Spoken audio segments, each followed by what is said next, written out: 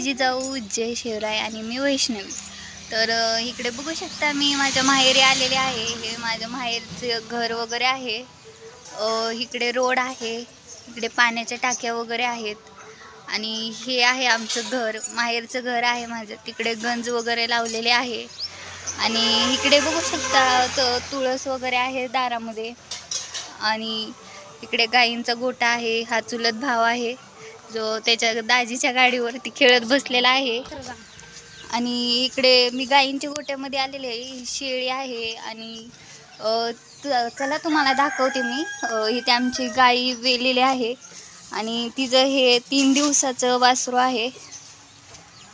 ती वाली गाय वेलेली आहे आमची आणि ते बघू शकता हे 3 दिवसाचं वासरू आहे छोटंसं. तर कसं वाटतंय, इकडे बोकड बसलेलं आहे शेळीचं आणि इकडे कुटी